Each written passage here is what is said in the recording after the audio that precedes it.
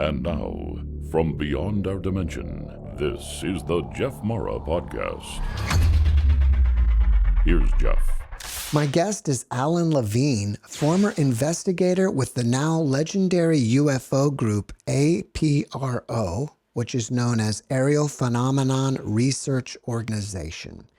He was a principal investigator for many of the most high-profile abduction cases of the 1970s, like Travis Walton and Jesse Marcel of Roswell. He was also a terrorist liaison officer and taught counter-surveillance detection, and he was a makeup artist and prop maker in the entertainment industry, working on films such as Iron Man, Captain America, and more. Allan, thanks for joining me and welcome. Oh, my pleasure. It's great to be on the show. Thank you. It's great to have you, and you are a man that's had so much experience. I think we could do multiple podcasts with you. Well, I look forward to it, and I hope your audience enjoys what we have to share. Well, I think in your history, you had an actual sighting before you joined the APRO. Is that correct? Yes, that's correct. In fact, it's what inspired me to contact APRO and inevitably get involved and become an investigator. It occurred in July of 1974 on the 20th of July at 7:30. And I've done some illustrations to show what, in fact, occurred. And the time, I can place the time exactly 7:30 because I was going to pick up my fiance at the time. And back in those years, I was extremely prompt. I prided myself on, hitting the minute of picking someone up. I was supposed to pick her up at 8 o'clock, and I knew it took exactly a half hour to get over there. So I was pulling out of my driveway in Tucson, Arizona, and headed down the driveway towards the Catalina Mountains, which is north of the city. And it was just getting dark. As I said, it was 7:30. Sunset is just beginning. And I saw over the Catalina Mountains what I thought was the North Star. It was really bright. And I said to myself, that must be why mariners use stars to navigate over the ocean, because look how bright that is. I've never really seen the North Star so bright. Interesting. So I pull out of the driveway onto a residential street there called Bellevue, and I turned left going towards the west, towards Campbell Avenue. And as I'm driving, I look out my passenger window and I can still see what I thought was a star, but it's getting brighter now and it's moving. And I go like, oh, silly me, that wasn't actually, the North Star. That must be the police helicopter. We had one police helicopter in Tucson at that time in 1974, and they would turn their spotlight on, and it looked like a bright, orb when it did. But now this thing is starting to descend, and it's getting bigger and bigger and bigger. And I can clearly see, hey, this is following beside my car now. And I go, what is that? It must be an accident or something up ahead on Campbell. And it's getting darker. It gets dark very quickly. And the stars are starting to come out as I'm going down the street. And then this thing, clearly now it's about 2/3 the size of the full moon. And I know this is not the police helicopter. And it's came down like a pendulum across Bellevue to the from north to south, and then swung back again, started coming towards me. And as it did, as it got closer, I could see it wasn't just a bright bluish white orb. It began to have a bluish lavender ring rotating counterclockwise around it. And in the center, I could see through that ring to the star field behind it. And the star field was magnified compared to the stars surrounding the thing. And it got closer and closer. And my car is now at a crawl. And so I put it in park, and I'm looking at this out my driver's window and going, oh my God, what is this? And it's just over there, I'd say when I finally did get out of the car, it was so close, and I've heard other people say the same thing. It was so close you could throw a baseball at and hit it. It literally was that close. And I'm looking behind me to see down the street if other cars are coming, because I'm going like, somebody else has to see this. So no one's going to believe me when I tell them this. Somebody else has to see this thing. And I get out of the car. I'm staring at it, and this glowing ring, which you'll see in the illustrations, is wrapping around counterclockwise. I'm looking at it, just dumbfounded. And then I start to get frightened. It's like that adrenaline comes up in you, like a fight or flight thing. And I go like, oh my God, maybe I'm standing out here and getting irradiated. Maybe this thing is just bathing me in radiation and I don't know it. I wouldn't feel anything. And that's when it sounded just as if someone was standing next to me outside the car. It said, "You're in no danger. We mean you no harm." It was as clear, uh, English, spoken perfectly, the non gender specific. It just, you know, uh, you're safe. We mean you no harm. And I was just like, oh, it startled me because it was so clear and so crisp. It sounded like someone was standing right there. And then it, and I remember this feeling since that time, because I've never felt like this again since there. It felt like I was shot up with some type of drug. It was like a euphoria, just like you were hit with some type of euphoric drug. Uh, it just went all over my body, and I just like, oh wow, I feel so good. I was just like, oh my God, I feel great. I'm not afraid at all anymore. I feel fine. Oh, this is so nice. And I'm still looking at it. And then it just zipped off to the west.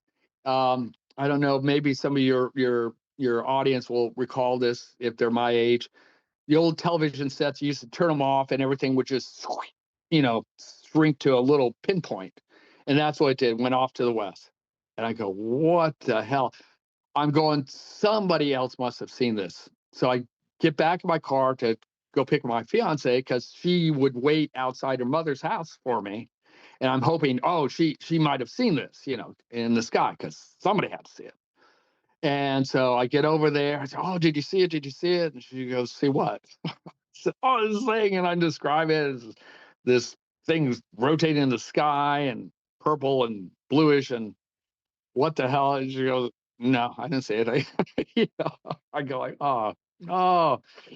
Um, I know today that blue lavender uh, glow, uh, is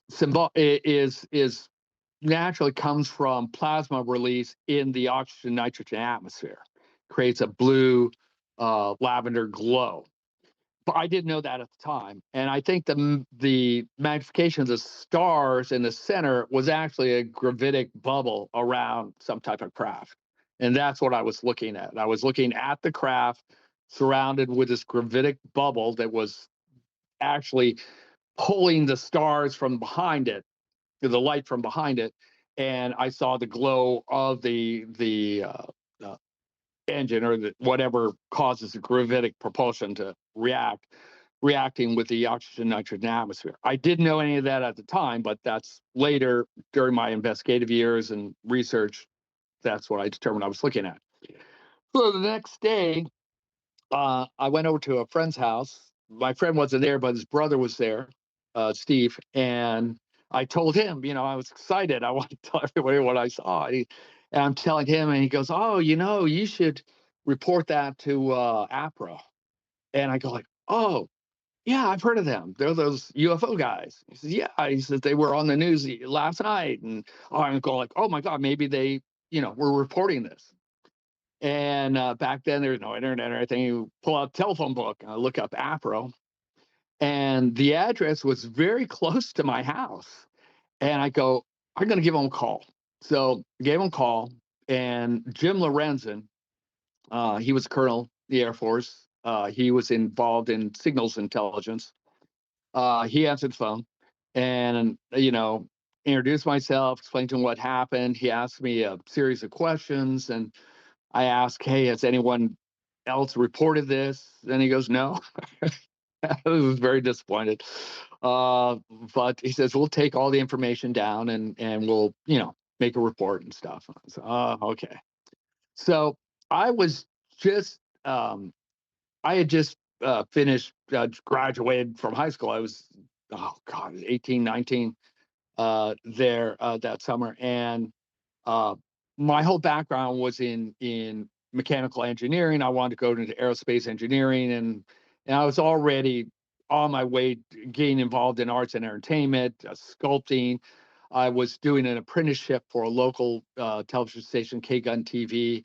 I'd worked on a couple of horror shows that they had, Doctor Scar, and it's on Channel 9, and so I was involved in making all kinds of things. So I thought, you know what? I'm going to go to this APRO place, and I'm going to offer my cred for doing art and stuff, and maybe they'll let me make UFO models, or I can do sketches of aliens or whatever. And I was very entrepreneurial at that time, and so it was very close to my house. I just wanted to see what this operation was like. So I go over there, literally just a few blocks from my house, and it's a little house with a little white picket fence, and the mailbox is APRO. I go like, oh, they're running this out of their house. This is a little small thing, and I thought, oh, again, I was very bold at that time, and I just walked up to the door, knocked on it, and Jim answered, and I introduced myself, and very friendly, and he brought me right in the house, and I met Coral, and they just took an affinity to me right away. And I explained to them what I wanted to do, and they said, "Okay, that sounds good. You can meet me at my office." And I go, "Oh, this isn't just a house operation. They actually have an office, which was very close to the house, and we'll get you involved, and you can take a look at stuff." And that's how I got started. When the ship communicated with you, Mhm. was it telepathic, or do you feel like you were really hearing it with your ears? Oh, it's telepathic. It was telepathic. Hmm. It no, it was in my mind, but it was so clear and so resonating. It felt like it was right there, like someone was standing right next to me. But it was in my mind. It was definitely telepathic. You had this euphoric feeling, right? Yeah. And for a lot of the experiencers that I've interviewed, they kind of describe it as feeling love. Could you consider it like they were giving you a love bomb? Yeah. It was like, looking back on it now, it was as if you were calming a frightened animal. You know, oh, you're okay. There's nothing wrong. Don't be frightened. But it was so, I can also say, and I felt this at the time, it felt artificial. Hmm. It's as if I had inhaled a gas, or I had been injected with something, because it was so sudden. It wasn't gradual, uh, other than it yeah, I could feel it kind of going through my body. I mean, there was a physical sensation, like a niacin reaction. If you've ever taken niacin and had a niacin flush, Hmm. only this was euphoria. And it was so strong. I knew even at the time, this is artificial. This is something has happened between me and ship. And for a minute, I thought maybe I am exposed to some type of radiation or something, because it was so sudden. And that feeling lasted. It diminished after the ship left, but it lasted another 10 minutes or so, as I went to pick up my fiance. But it was so strong and so profound. I remember to this day. I can think about it, and I can remember what that felt like. Um, and But it was, again, very artificial. Do you think that the ship came and exposed itself to you personally on purpose to change the path of your life? It's a good question. I've asked myself that many times. I was just listening to Dr. Gary Nolan the other day, and he shared kind of a similar thing. Uh, his personal belief that some people see these things, don't recognize them. As a result, they don't see them at all. It's like the old story about Captain Cook when he was down in the Australia area, and the Aborigines would see the ships and they didn't know what they were, so they just feared them as other clouds. They didn't really see them for what they were. And he was saying, well, if you recognize it, they'll try and make contact. I really, I was really a creature of habit. And if I was going to pick up my fiance for an 8 o'clock date, I just right on the minute would be in that car at 7:30 on that driveway. So I've often wondered, how was it that they knew to be there over the Catalinas in my line of sight at that particular time on that particular date? Was it just coincidence? Was I at the right place at the right time? Or was there some intelligent, you know, decision that happened? People that have these incidents and witness these things, they later go look at their childhood and, wow, there was this strange thing here and there was this strange thing there. And I can say, yeah, there was some things I could point to that were unusual, but had I ever seen anything like that before, or experienced anything like that before? No, no. So if there was contact previously, and I could point to some things, between my sister and I, some strange things. Uh, but this was overt. I mean, how did they know I was going to be there at that time in that place and see them? And how were they out of all the cars in Tucson, Arizona? How could they see mine from that distance and follow me down that street? And yeah, I don't know. But was it intended to change? Maybe. I think the second incident was definitely from my involvement in these different high profile cases. I think I just stuck out like a sore thumb, and I had met so many people that had these incidences, and I was at the right, you know, I was right where they had been and stuff, and I drew their attention basically. I just like stood out. The telepathic communication that you heard, did you hear your own voice like when you're reading a book, or was it distinctively some other voice? I was distinctly some other. I'd say it was non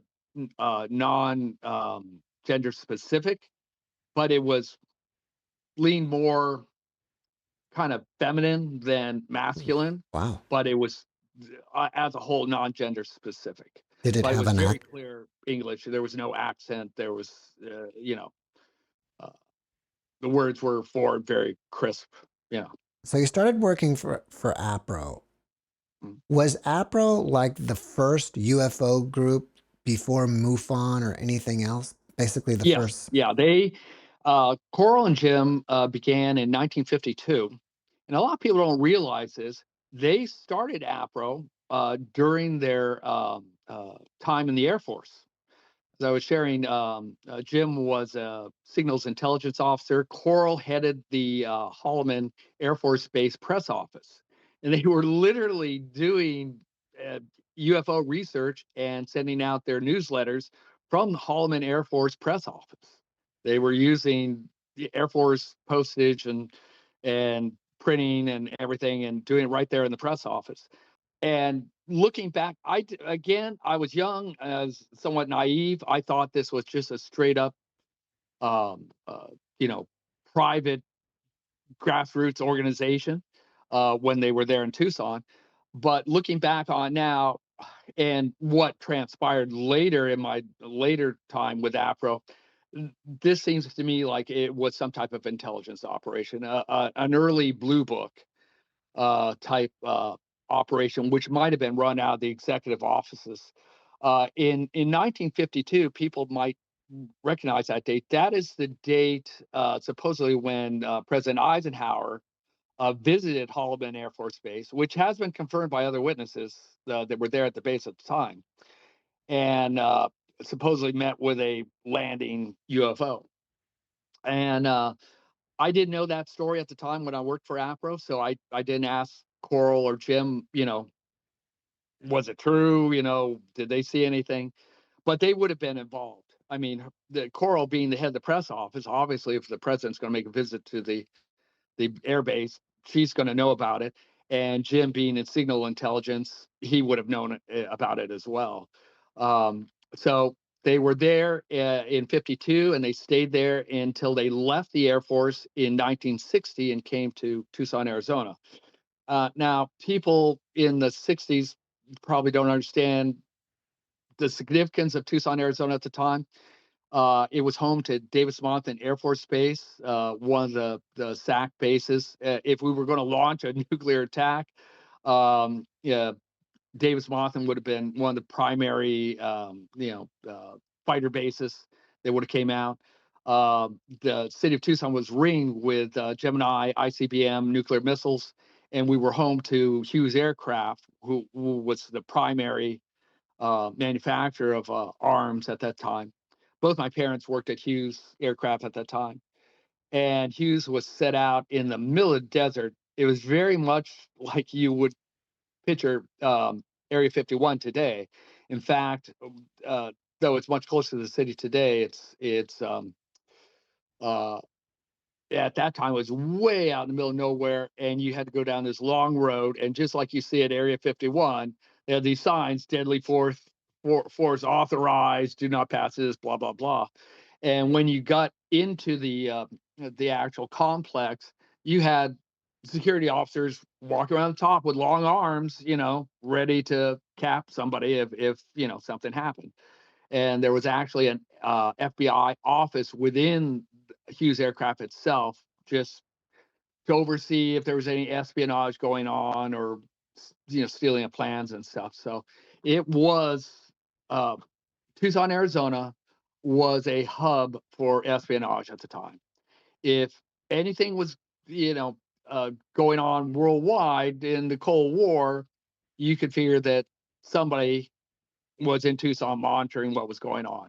So I really believe that is why APRO, once they left the Air Force proper and set up in their new office, it was set up in Tucson, Arizona, because of everything that was going on there at the time. Do you think that they ever truly left the Air Force? I mean, No, do you? No. no, I think Jim was Air Force intelligence, and he may have been operating on a presidential executive uh, declaration, PED, for the president specifically, for the executive offices, as opposed to the Air Force or Department of Defense. And that really got more explained to me at the last couple of years that I worked with APRO. And you have to remember too, during the time I was there during the 70s, that was a peak UFO time. Um, and Arizona itself was a hot spot. There were reports all the time of UFOs flying in Arizona. And I'm certain, being that it was ringed by nuclear ICBMs and stuff, there was a great deal of interest of anything coming into that airspace. Um, and contrary to what people are seeing today with these drone flaps, if you flew over Davis-Monthan, into their restricted airspace, they would friggin' shoot you down. You'd be escorted. If you didn't, they'd fly up Phantom Ford fighter jets, which were the the best jets at the time. And if your plane didn't do what you were told to do, they would freaking shoot you down. They didn't care if it was over the city or not.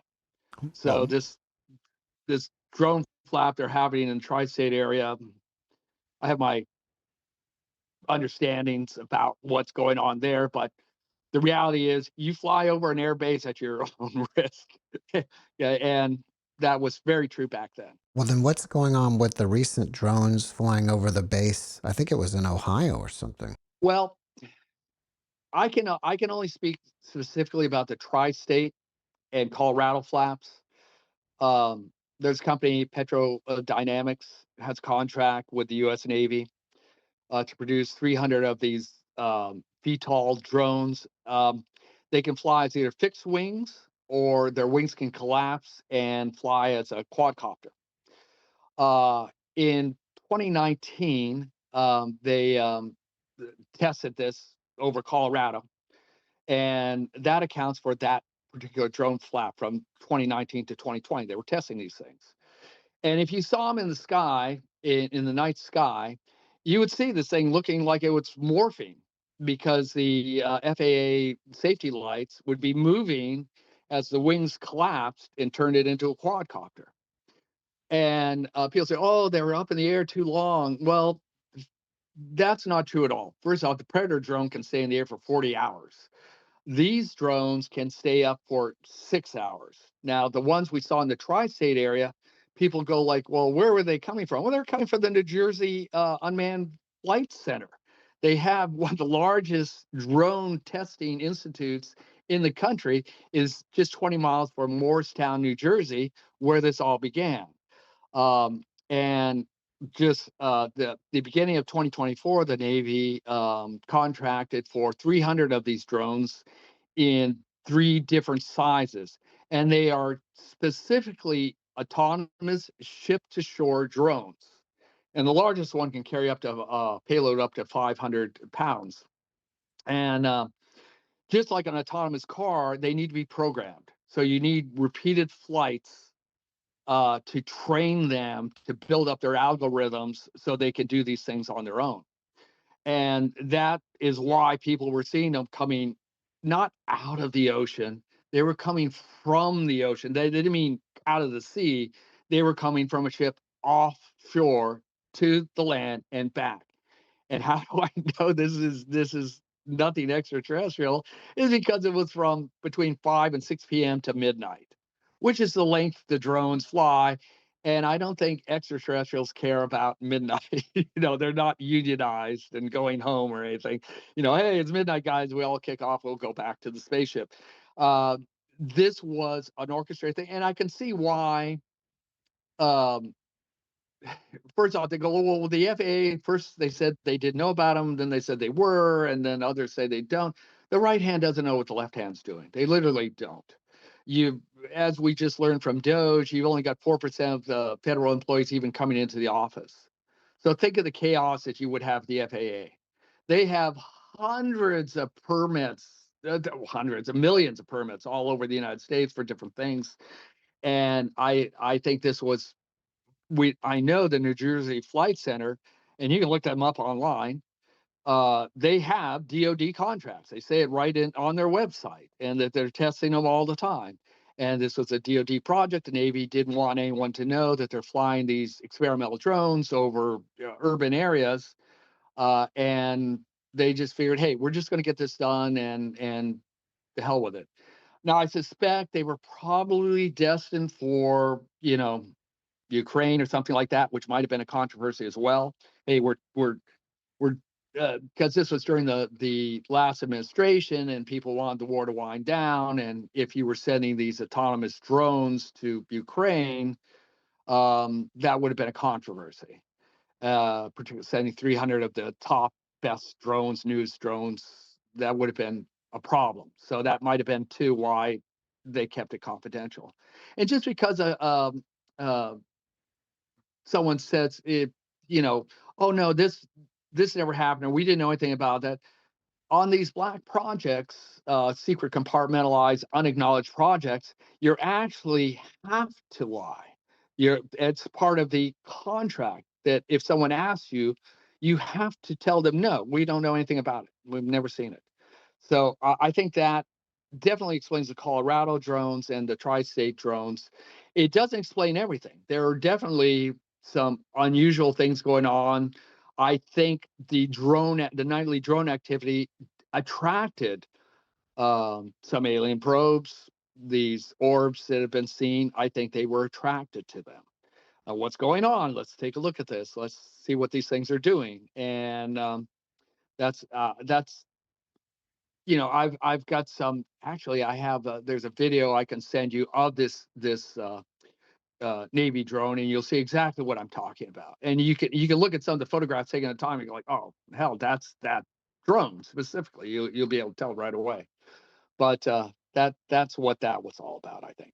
So when you first started working for APRO, did you start as an illustrator, or did you move right into being an investigator? Jim, first assignment for me was to go and interview a woman who claimed to have, alien contact, and like a police sketch artist, sketch anything I need, about the ship or anything, and or the aliens that she was communicating with, and so I went. I said, "Oh, great!"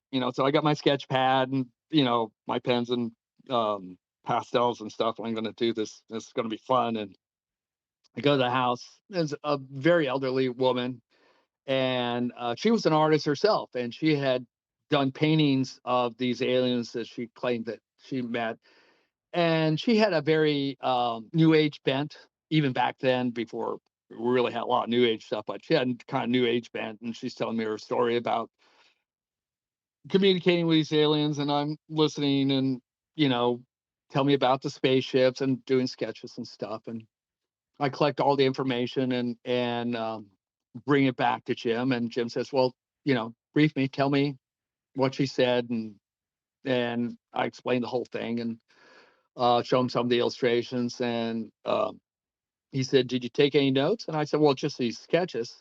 He says, don't write anything down. Never write anything down. He says, remember it. Don't write it down. I thought, oh, that's kind of odd. But later on, that's part of intelligence and spycraft. Never write anything down, because if you're caught or captured, there's a paper trail. Oh, What you were doing and what you were, what you saw and who you are. And I didn't realize that at the time. I learned that later. But he says, you did a great job.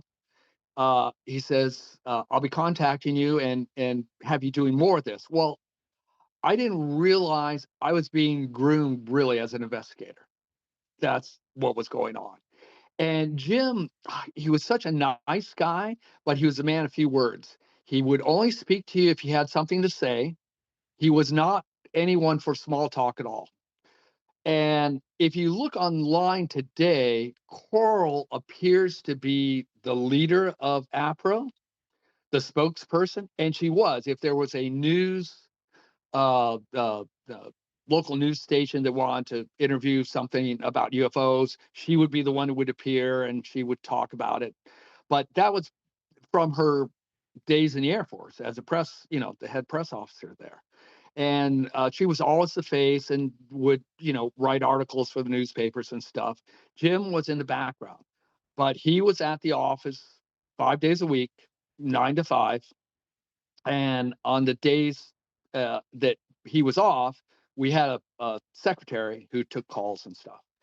And this was a smaller office. We had two offices during the time I was there. This one was smaller, kind of looked like a small elementary school library, because on one side of the wall were all these books on UFOs. On the other side was some small filing cabinets, and was just one room, one long room. And he had a couple of models that other people had made, but I started making models right away, based on UFOs and stuff we'd seen, and alien types. I do sculptures of that, and it just become more and more involved. And then the case that sticks in my mind even to this day, and it's probably the best abduction case I ever investigated, other than the experiences that I personally witnessed. It was an Air Force sergeant, Sergeant Moody, out of Alamogordo, New Mexico, and he had one of the most remarkable and most uh, detailed abduction cases that I investigated the entire time. That was with APRO. He had just bought a brand new Corvette, metallic silver, and very proud of it. And he was always running around stuff. And there was supposed to be a meteor shower outside the base where he was stationed. So he was going to drive into the desert and you know lay on the hood and watch the meteor shower. And this was at 1 o'clock in the morning. So he goes out there and he's watching the meteors fall and stuff. And one looks like it's coming right at him. and it gets bigger and bigger and brighter and brighter. And suddenly, uh, it was right on top of him, and you can see, just as I had seen myself, this wasn't just a light; it was actually a craft, disc-shaped craft. Had 3 pods on the bottom and a classic dome on the top of this saucer. And he said it looked the same type of metallic silver as his Corvette. And um, he sets up on the hood of the car, and he sees 4 silhouettes coming out from underneath. He didn't see them come out of the ship, but he saw these 4 silhouettes coming out from underneath the craft. And before he can react to it, they're on top of him, and 2 on each side, and grab him by the arms. Now, under the light, the stars and stuff, when he looked at them, he thought they were Chinese. They were small in stature, and looking at their eyes, he thought they were Chinese. He thought, oh, I'm being kidnapped by Chinese. I'm out here in the desert, and this is a Chinese craft, and they're kidnapping me. And he's a big guy. And one of the things in my interview, he felt very kind of downtrodden, that he couldn't fight. He said they grabbed me. He says I'm a big guy, but he says I couldn't fight. He says they just overpowered me and dragged me to the ship. Didn't say anything to him, and it wasn't until he got inside the craft itself, there was like a portal that they went up in, and when he got in the craft and he could see in good light, these were not human at all. That they were gray aliens, what we call gray aliens today. And he felt completely bound, as if there had been rope tied up and down his body. He couldn't move his arms from his side, completely paralyzed. And they laid him down on the floor of this large room. And another gray alien came in and said to him, if you stop struggling, we'll release you, but you have to promise that you won't fight. And this was telepathically communicated to him. And he acknowledged, he said he spoke to them. He didn't use telepathy himself. He says, yeah, I won't fight. Just let me go. And the alien leader had a rod in his hand that he touched him with. And we've seen this, of the different tools over the years, over the decades that I've studied this, that's the one piece of equipment that keeps coming up, that they have some type of rod that can paralyze people from a distance or release them if it's stroked on them up close. Seen this numerous cases. Mario Woods speaks about it. The Hill case, they talk about this rod that was run up and down her body. So it comes up quite often. Well, anyhow, they released him, and starts up a conversation. What do you? The alien asks him, "Why are you out here? What are you doing?" And he says, "Oh, I came to see the meteor shower." And he said, "Who are you? Where are you from?" And the alien leader gave the most concise explanation, and I memorized it all the time. He says, "We're explorers, historians, scientists, traders, and doctors just like you." And I go, wow, that kind of explains it, doesn't it? And so the next question Moody asked, well, how's this ship run? How are you able to travel from the stars and stuff with this craft? And he says, well, we'll show you. Now, this became important later on, because what he described was very similar to what Bob Lazar would describe in 1989 later on. And at that time, when Lazar started speaking out, I go like, how did he know? Did our information get out? Because of all the cases that we did, the Moody case, we didn't release a lot of that information in our newsletter. It was just a small amount. We always, with any investigation, we kept some stuff back, so that if there were hoaxsters or people trying to piggyback off some incident, they wouldn't know all the facts, so we could tell if they were lying or not. And Moody's case, you go on the internet, there's one small paragraph about it, which is really wrong. There's a lot of mistakes in that paragraph, but it's the same paragraph. Anybody that talks about the Moody case, that they use that same paragraph that somebody wrote. I don't know, because everyone takes credit for it, but it's not accurate. And so the leader takes Moody to a second level beneath the floor they're on and shows him the pods that are underneath the ship. And Moody describes, just like um, uh, Bob described later, that there were these 60-gallon drum looking things extending into these pods, and they were on what he described as like pipe. And that's exactly what Bob described. And Moody asked him, what are these things? And he says they're gravity amplifiers. And again, this is 1975. So gravity amplifiers was not a term at that time. It's not nothing that anybody would be saying, oh, these gravity amplifiers, you know what those are. Nobody would know what that was. But he said they're gravity amplifiers. And he says, how do you feel, what they use for fuel? Because he's thinking, you fill this thing up or whatever. And I've shared this many times on other podcasts, and the aliens said that they were able to glean energy from anything that was radioactive.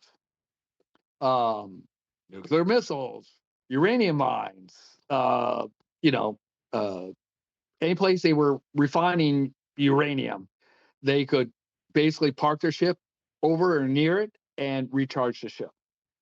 And that's always spoke to me about all these alien craft coming over nuclear bases or over hospitals with MRI machines, or even there are reports of UFOs going over uranium mines in Africa and other areas. So it's always said to me that they're not talking about get rid of your nukes. They're just recharging their ships. Is what they're doing. They're cleaning the radiation from that, and it recharges their amplifiers somehow. Kind of wireless transmission of energy to the craft. Do you think Bob Lazar got his information from this case? I suspected that at first, but then looking into his background at Livermore Labs, which when I was in the terrorist liaison program, we had a high profile espionage case at Livermore Labs. So I'm very familiar with how they vet their people and stuff, and how it's done. And at that time, people don't understand, Bob wasn't through his probationary period at the EG&E, which is the company that hired him to work at Area 51. You have an 18-month probationary period where they can drop you at any time, and they're doing a new background. Well, if you work at Livermore Labs, your background is re-upped every 6 months. And back in those days, it was all footwork. They could either choose to, run you out of PD, see if you had any wants or warrants, or they would say run you around the world, basically check all the FBI database to see if you had a wants or warrants. But again, this was all hand done at the time. You couldn't go on a computer and do it. You had to hand search, but that would have been done every 6 months for Bob. So in his sharing of where he worked and what he did, and how his background was being done Area 51, I go, yeah, no, this is legit. This guy actually worked there. He wouldn't have known these things or known what papers they would make him sign if he hadn't actually run through this program. So, and he differed in that he claimed that that craft that he worked on had an energy source, the 115 unimpednium, which he said he brought some samples back to Livermore Labs under the disguise that this was experimental armor that they needed to have it machined down to be usable. They had like a large chunk of it and need to be machined down into these little triangular wafers, and that was done at Livermore Labs. So the more I learned about Bob's story, I go like, no, this is legitimate. And he was explaining the physics, and I go like, yeah, no, he knows what he's talking about. He's not, but this information was so similar to what Moody had said. Initially, I go like, maybe he somehow got this information, but we never released it, and there was no way that he could have gotten it from him. Did they ever reveal to Moody what planet they're from? No, no. But they said at that time, and this is where some people kind of, Moody says, well, why don't you just reveal yourself? The kind of basic land on the White House lawn. And he didn't ask him that. He said, why haven't you made contact, direct contact? And the leader said, we're thinking about it, and maybe in 20 years or so, we might. Now, people have the criticism of that one paragraph that's online. Well, they never came back in 1995 to make themselves real. Well, he didn't specifically say that. He only said, we may in 20 years. So it was just like, he wasn't being committal. We're definitely going to land on the White House lawn in 20 years. He just said, we may make contact, open contact in 20 years. And, to our knowledge, we don't know that they did, but could they have contacted some arm of the government in 1995? Maybe. I don't know, but that it's certainly nothing that went public. Now, similar to what Betty and Barney Hill experienced, the alien leaders said, we're going to put you to sleep and you won't remember this for a couple of weeks. Well, when you do, go to the doctor. What he told him. And he didn't know why. They had done a physical exam on him. That was another thing they did. They did a basic physical. He said they were interested in his teeth and his bones and feeling them and stuff. And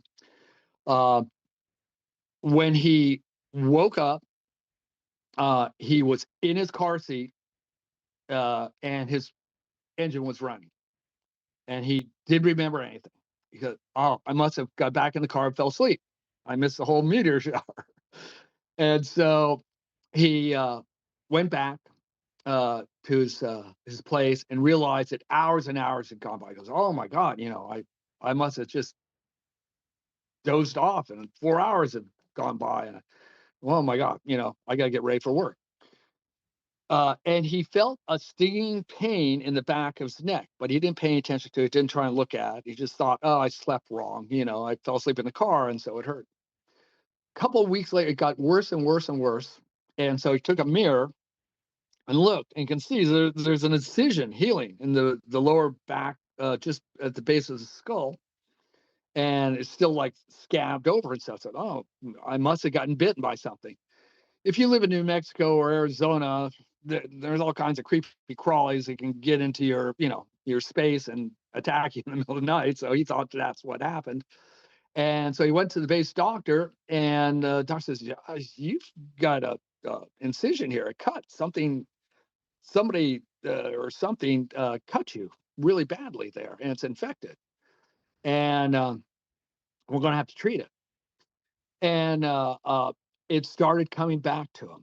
When the doctor said that, he goes, oh my God, they told me to go to a doctor. And it all started coming back to him. And it's just like if you forget a point, like a date on a calendar, or somebody's name, a celebrity's name or something. It just like came back into his mind, and oh my God, I remember all this. And he reached out to us at APRO. Again, we were the premier and only thing everyone knew about us. We had actually people all over the world. I think at our peak, we had 1,800 different investigators all over the world, Brazil, Japan, all over Europe and stuff. And we would receive as many, between 600 and 800 reports a month from all over the world.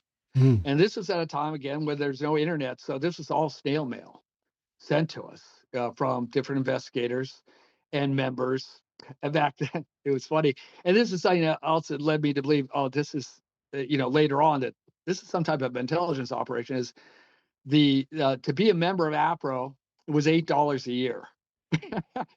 Which you go like, okay, how are you affording this office and doing all this stuff on $8 a year. Even like I said, the peak, like 1,800 people. That's not enough money to do anything over a year.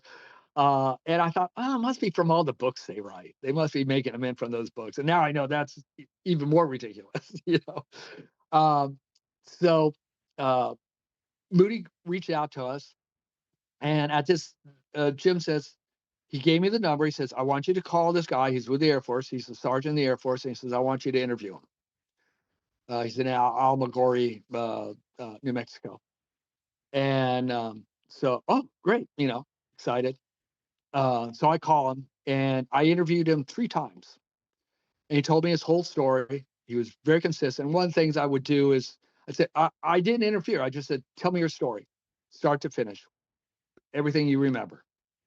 And listen. And I said, okay, I'm going to go back to, you know, my office, because I was calling from home. I'm going to go back to the office tomorrow, and I'll talk to, you know, my boss, Jim. He's the director of APRO, and we might want to call you again. Is that okay? Yeah, it's okay. Because I was calling it base, the Air Force base. And so I did that 3 times just to see if he would change his story or embellish anything. And he was very consistent.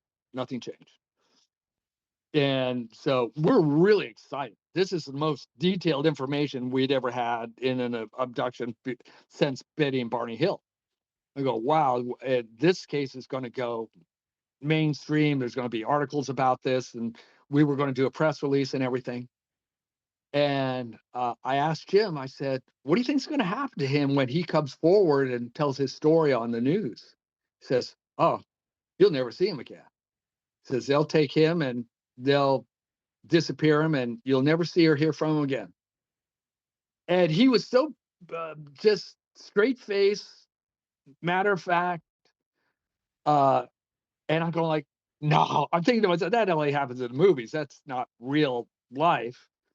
So I'm going to call for the 4th time and ask him, hey, do you want to, you know, we're going to arrange a press conference. We're going to do a release and everything. We'd like to have you tell your story on camera, and we'll actually go out there and get your testimony and everything on camera, and we'll do a big press release and everything. So I called the base, and to call the base, you had to go through the base operator. So I had a number to call them, and I want to speak to this extension, Sergeant Mooney, blah, blah, blah.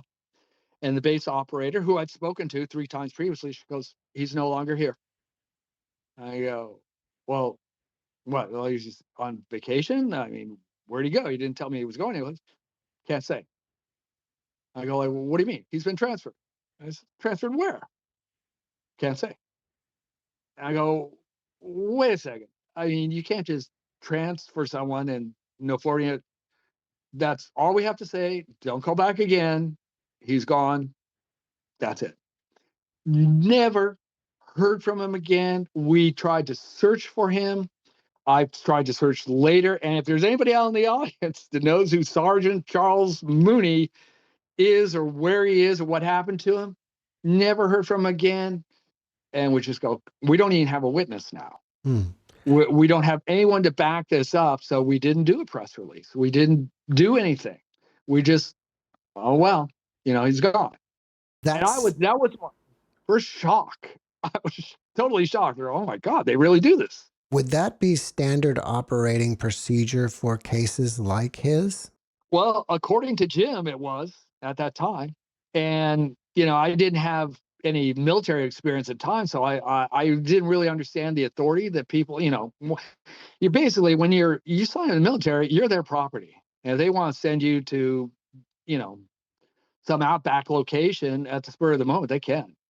And who knows what they did with him? You know, we don't know. I don't think they, you know, did anything violent to him, but could they have sent him to Nome, Alaska, or someplace on the Arctic Circle where he'd never been seen again? And they told him, hey, if you do open your mouth, you're going to be polar bear food, you know. So you just shut up and you do your the rest of your time, and we never want to hear from you again, or we can get to you and we can get to your family. Who knows? But he's never surfaced since then. All I have is a picture of him, which I've sent you. And if anybody knows him or knows what happened to him, let us know, because we'd love to connect with him. But So we never released anything. Well, what about Travis Walton? Because his That story became a movie. Yes, that was Moody's happened in August. Travis happened just a couple months later in November. And I remember exactly where I was at the time I heard about it. I was again, this is Tucson, Arizona. I was in El Rancho grocery store, which still exists in Tucson, Arizona. And they used to have a news rack there, where you had the local newspaper and all these magazines.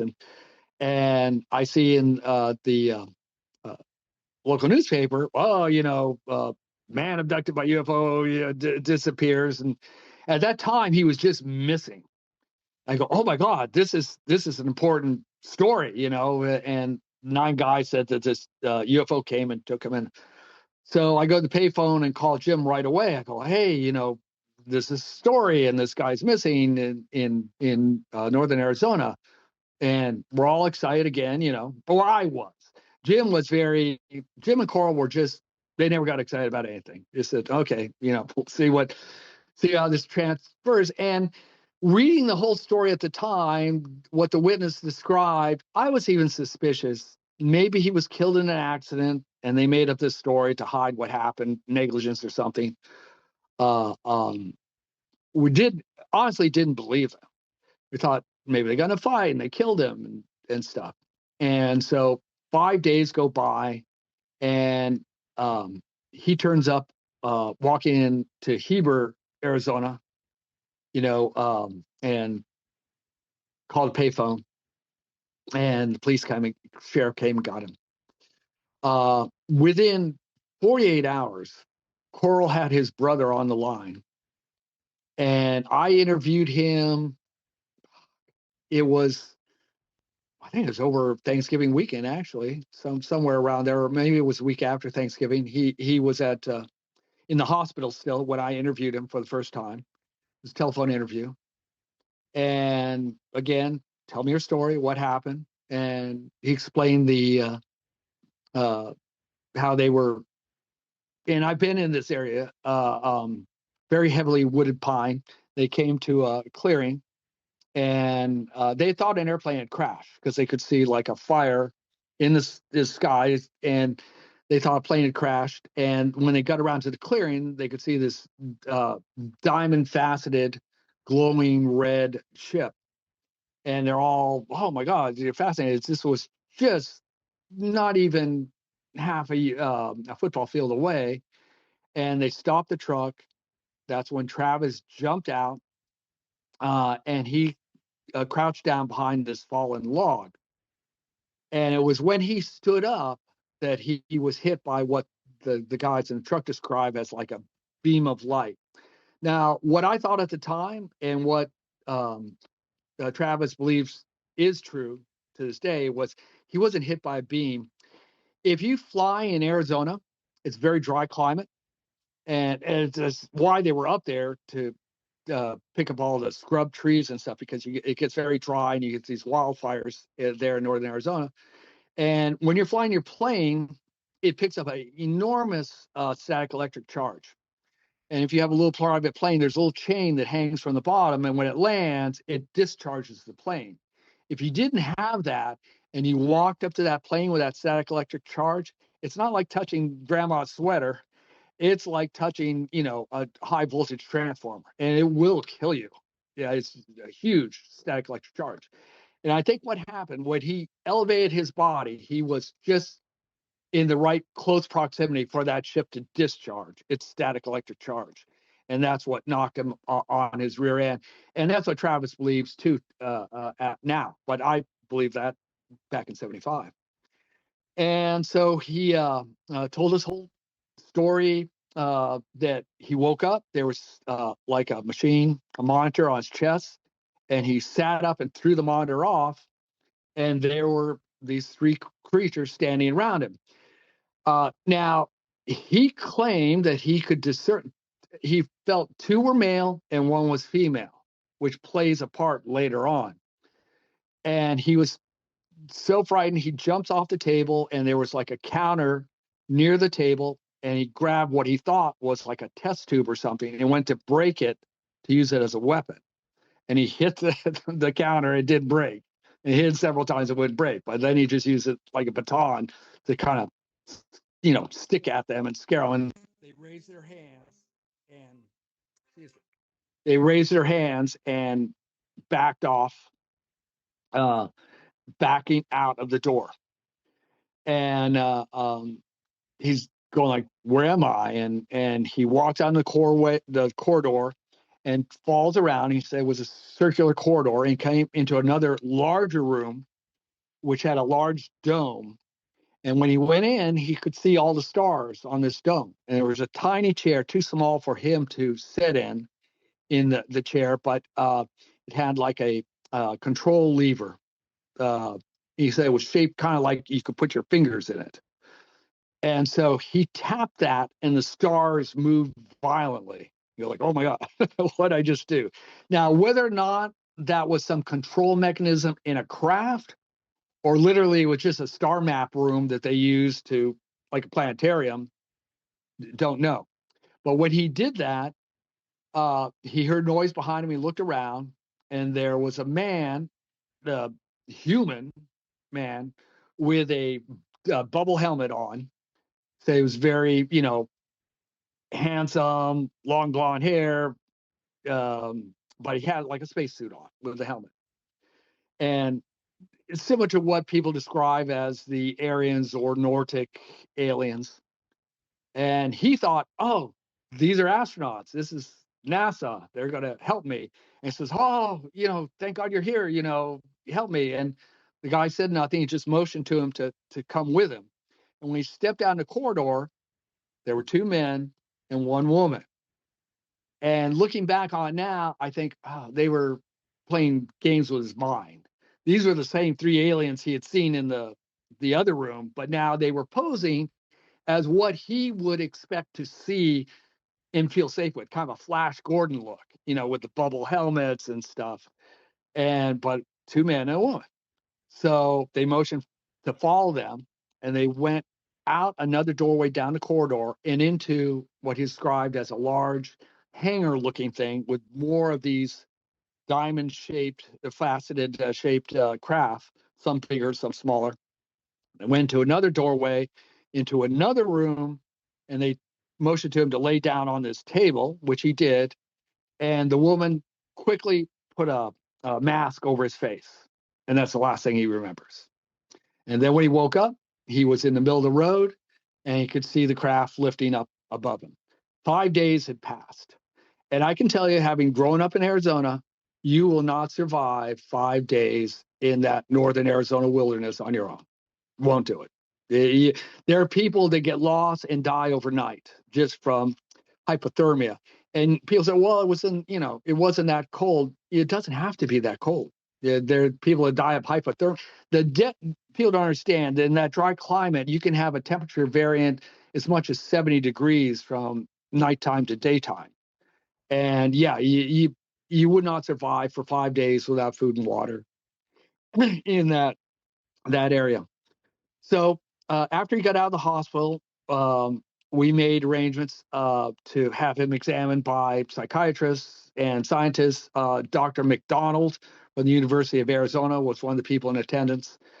I don't recall the name of we did regressive hypnosis twice with him. He told the same story that he had told me. Now, of course, the sheriffs wanted polygraph right away and polygraphed all the people that were with him. All but one guy passed the polygraph. And what we believe is the guy that didn't pass it basically didn't see. He was like closing his eyes or something. And he personally didn't believe what he had seen. But everyone else passed the polygraph. Travis has been through 8 other polygraphs and has passed them all. So and he's never changed his story. He's never embellished on it. He's never expanded on it. He tells the same story to this day. And I believe it was an actual incident. There was no telepathic communication between him and the aliens. But I do think that they were screwing with his mind when he saw the 3 Aryan-looking aliens with the bubble helmets. I think that was to calm him down. They said, "Oh, this is a friendly. This is what he would expect to see, and he would feel it was friendly." I think that's they were screwing with his mind, and that's something that I'd like to share because it's become a kind of an urban legend that all these creatures speak telepathically to the people they've abducted, and that's not the case. Uh, Even with the most famous one, Betty Barney Hill case, Betty, and I interviewed her later on in 1978. I re-interviewed her. Um, she said when they abducted them out of the car, they spoke English, but it was broken, and dragged them off, got them into the ship, and it was only the alien leader, the one she identified as the leader, who spoke to her telepathically. And it wasn't mind reading, it was telepathic communication.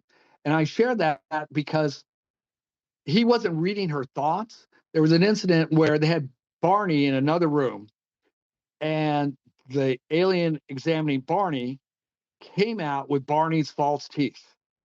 And he was flustered, like, what are these? And Betty said that he spoke to the alien leader in a language she didn't understand and showed him the teeth. And then the alien leader asked her, why do Barney's teeth come out and yours don't? Now, if he could have read her mind, he would have known what these were. And also speaks to kind of their naivete, that they wouldn't know. There's a very advanced society with these special ships. They didn't know what false teeth were, you know. But it was one of the things that pointed to me. Oh, they don't all speak telepathically, and he was the only one in the ship that wore like a skull cap, and I think that had some type of amplification or some means of telepathically communicating with her, because Colonel Perceau shared about the Roswell case that when they recovered the alien bodies, they had some type of crown that they wore that they believed allowed them to communicate with the ship telepathically.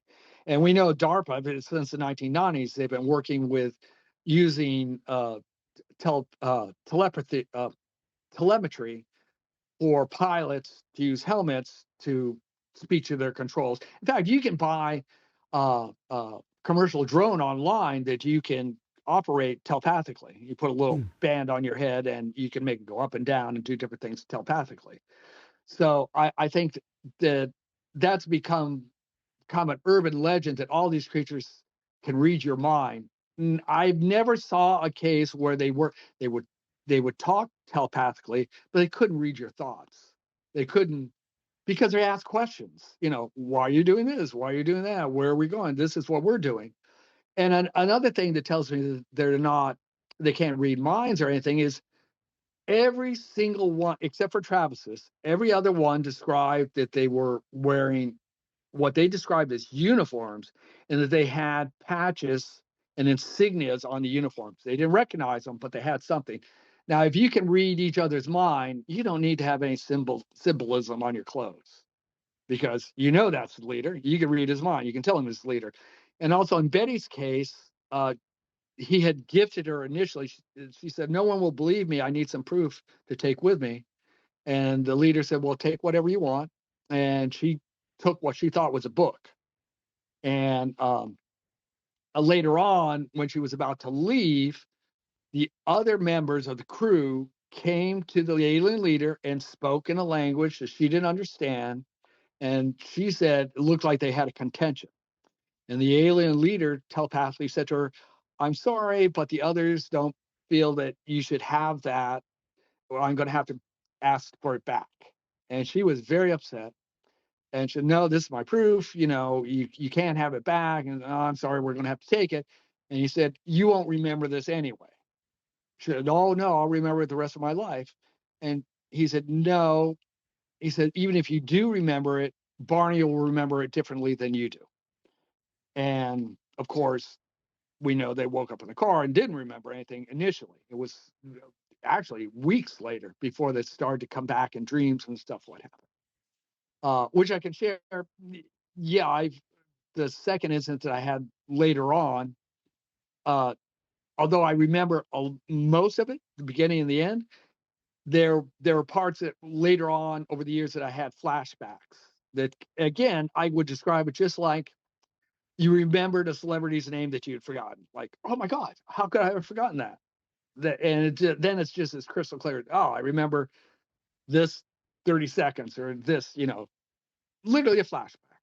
So, and that's what I've seen with different witnesses. I don't like calling them experiencers. I prefer the term witness because they were eyewitness to something. It's to say it's an experience. That sounds almost like fun. It's not fun. It's not fun. It's not something that someone would want to experience. It's an incident. You're eyewitness to actually a crime. If there are a lot of people say, oh, they're loving, kind, and they came in your house and took you in the middle of the night, or they grabbed you out of your car, or they took you up from the park or whatever. That's a freaking abduction. And then Yeah. they perform medical tests on you, and some is even worse. You know some of the horrible details that some of these people have experienced. I could hardly say, that these are benevolent individuals. They treat people like lab rats. It And there does. may be a Stockholm syndrome type psychology on some of these things. I can understand that because of the trauma. I've seen that in crime situations, particularly, working as terrorist liaison officer. We had people that were kidnapped by terrorists, and oh no, they're just misunderstood. They took you at gunpoint and Mm. threatened your life, but and they go, oh no, they're not that bad. They're just, you just don't understand. Oh, okay. So When was the very first case of a gray sighting? And what I mean by that is, how did that first sighting become, the standard of what an alien looks like? well, back in after Roswell, if you go through the 50s and early 60s, there are, and even in the 70s, we were receiving a plethora of different alien descriptions. Today, we have basically four that come up again and again: the Greys, the Aryans or Nordics, the Mantis type, and the reptilians. The reptilians, I know from my research, you can trace back to 1932, and I won't get into the details of that, but it doesn't have a lot of validity to me. I know who first reported it and how he reported it had nothing to do with what we see today. Um, in fact, he claimed that the reptilian race were coming to set up a communist uh, government on Earth. Okay. Uh, but anyway, uh, during that time, there was a plethora of other creatures that were reported routinely. One were these hairy dwarf-like creatures. You might think of Ewoks, today, but they were more primitive. We had a lot of cases of those from South America. And there were just what I call one-offs. Um, there'd be a landing, a humanoid would get out. Sometimes they had like a spacesuit with a helmet, sometimes not, but they would look human-like. There was one case, a salesman was driving home on freeway. I believe this was in California, and he saw lights in his rear view window. He was in a van, and he thought, oh, car's trying to pass. So he pulls over. Spacecraft kind of looked like a squash. It was a very unusual shape. It was kind of big in the middle and tapered in the ends. Flew in front of him and landed on the freeway in front of him and stopped his van. And he's petrified. What is this? And creature got out. He said he looked very humanoid, only he was very dark complected and wore like a smock, kind of a overcoat, had very slick back black hair. And again, he communicated telepathically to him. And he walked up to his van and says, can you open the window? I want to see you. And the guy didn't want to open the window, but he says, please, I won't hurt you. Just open the window. And he did. And the alien asked, where is this place? Where are you going? I go, oh, I'm going home to the city. And he goes, oh, we call that, how do you call it? We call it a village or something like that. He had another name for a gathering. That's what he said. We call that a gathering. And he said, what do you do? He's asking him questions. He said, oh, I'm a salesman. And it went on for 4 or 5 minutes, I guess. And he said, okay, thank you. He says, well, where are you going? He says, well, I'm leaving now. He got back in the ship and took off. And I've heard this, the guy, the salesman, was very sincere, very believable, never had an incident before, no problems, wasn't a drinker or anything. And that case was, I think, the late 50s or so. But that thing looked very human-like, was breathing air and, had human-like features. He did describe him as looking extraordinary, but human. But the first time that I know of a gray was a reporting in Brazil. It was a farmer. It's a well-known case. He was tilling his fields late at night, saw a light in the sky, craft landed, and these typical gray-looking aliens came out, grabbed him off his tractor, dragged him back, did a bunch of medical exams on him. Looking back at the details, he told us it sounded like they were trying some hybriding situation thing, but this is a very well-known case. And he described them as being short of stature, 3 to 4 feet, large heads, swept back, kind of Asian eyes, small mouth, small nose, small ears. But it was Betty and Barney Hill's case that made the biggest splash in reference to grays. But and you still, they don't just get known as much, but there's still people reporting other different types of aliens. But the grays are the most prolific ones. And there's people say, oh, I hear they say, oh, they're robots or they're androids or they're clones. Well, first off, you don't dress your robots up. Okay, you don't put shoes on them and put clothes on them, and why would you do that? So I don't believe they're robots or androids. And there's too much of all the ones described. There's too much of a variance in their size, the descriptions. Those that people that describe their faces, they can say, oh, this one's older, that one was younger. For some reason, I felt this one was female. And that wouldn't be a clone. A clone they'd all be exactly the same. So I believe this is some type of humanoid race, and that there are different shapes and sizes, and I've even heard different colors of skin tone. Some are lighter, some are darker, some are a little bit taller. We refer to the tall grays. Tall by, I guess, their standard, 5 feet, not exceptionally tall. But standard ones are 3 or 4 feet tall. Bob Lazar, when he was first brought to Area 51, he was put in a room and given all these technical books to go through, kind of briefing books. And one of them was on alien biology and stuff. And he shared that within the autopsy part of it, it claimed that their internal vestiges and musculature was more like an insect than it was a human. That they had one central organ that had many functions, but like an insect, their muscles are hydraulic, basically.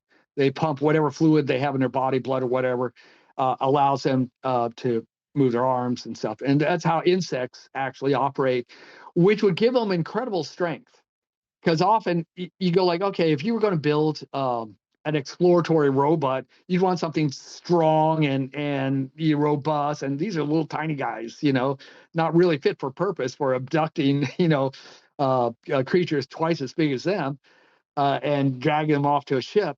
But if they have this natural strength from their musculature, if they're more insect-like actually in their evolution than humans, they would be very strong.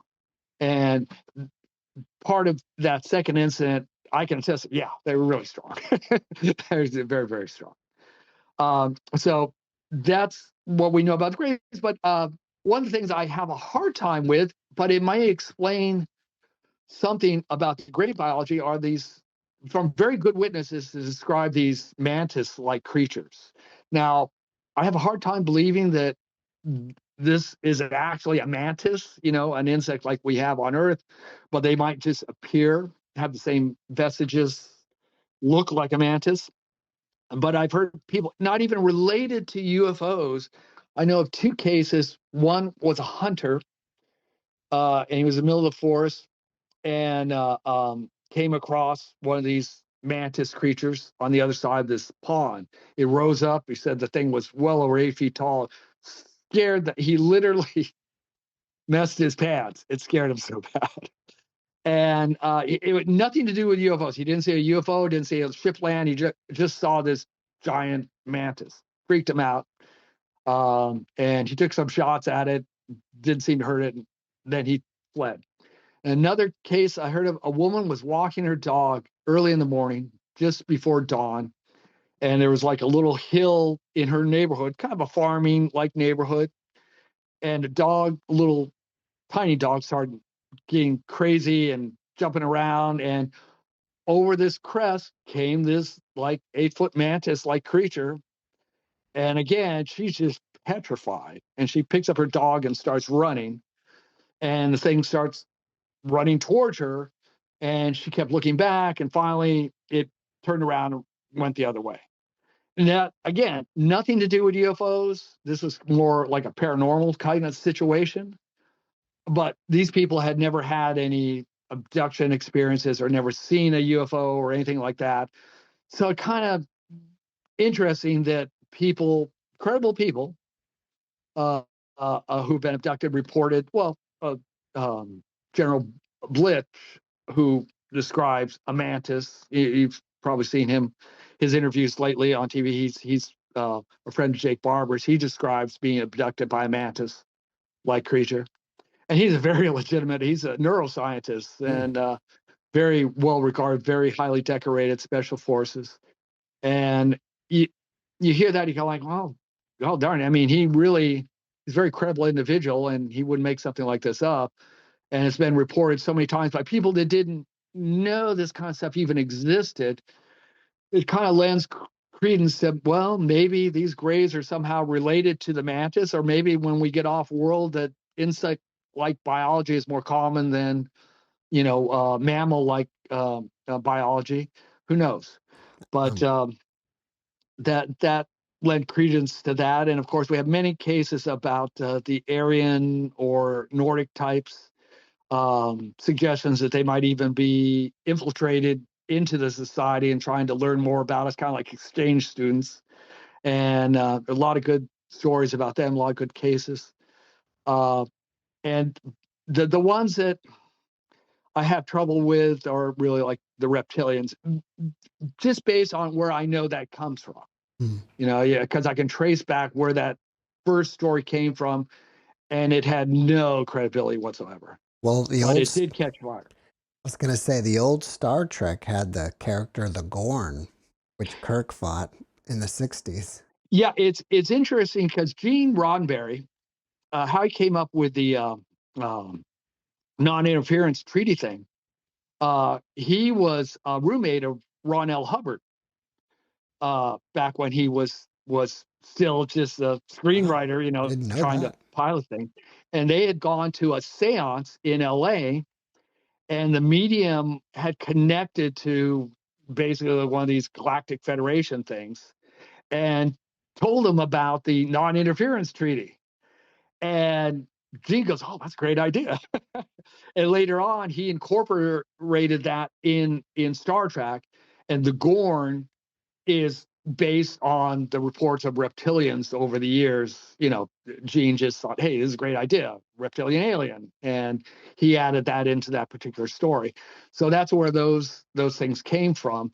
Now, whether or not the seance he was at and the medium actually did connect to aliens in a trance, and that is a real thing, it definitely explains a lot why these creatures don't, openly show themselves or get involved in our politics. And as many times as you hear people say, oh, they want us to give up our nukes, they've never interfered with us. The United States have detonated 1,500 nuclear tests and bombed 2 cities with nukes and never interfered. I really think the glitches that they've had, like at Malmstrom, where the missiles went down, or where they started up in the USSR, is basically just refueling glitches. The crafts were trying to refuel, and they either shut down the missiles or accidentally started them up. I don't think they were trying to tell us anything, because they were very isolated cases, and if they really wanted to stop them, they would stop them permanently. Allan, after watching this podcast, people may want to reach out to you and ask you questions or learn more about what you're up to. How do they do that? They can reach me at my email, bronzearmory@gmail.com. Bronzearmory, one word, @gmail.com. Anybody wants to reach me, they can email me there. Just put something in the subject, the title block, that I would know it's about a UFO question or something, because I get a lot of junk mail. I go like, yeah, nothing. But yeah, they can reach me through that. I'm more than happy to answer questions if I don't know something, I can direct you to somebody else, or if I don't know, I don't know. I have no idea. Allan, before we wrap it up, can you leave us with a last positive message? I would say, number one, first, everyone out there listening that just heard about disclosure and possible UAPs and UFOs, be patient. I believe within the next 12 months, you're going to see disclosure of some type. It may not be the full Monty, but it's coming.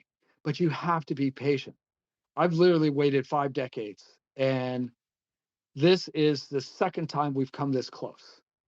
And you believe me, people in Congress are very involved, and I can share that I know for a fact that all 21 members of the Senate and Congressional Intelligence Permanent Committees, as well as the community, the Intelligence Community Inspector General's office, all their lawyers, all their staffers, all their stenographers, about 200 people have been completely briefed, and know where these things are, who's involved, how long it's been going on, everything. And they've been shown not just firsthand witnesses, firsthand proof, documents, videos, film, metamaterial. There's no doubt in their mind that this is real. It's just a matter of how to bring it to the public without causing social chaos. And I really believe, for the first time, that this is going to come out within the next 12 months. So just be patient. Allan, thank you for your message. And we've got to get you back to continue this discussion, because I think there's still a lot more to talk about. Oh, thank you. Be my pleasure. All right. Look forward to it. Well, thanks for being my guest. Thanks for watching the JeffMara podcast. I really appreciate you. Another way to show support is through YouTube memberships. And if you do, there are loyalty badges and other perks depending on your level of membership. All you need to do is click the join button underneath the video to find out more. Thank you for your support.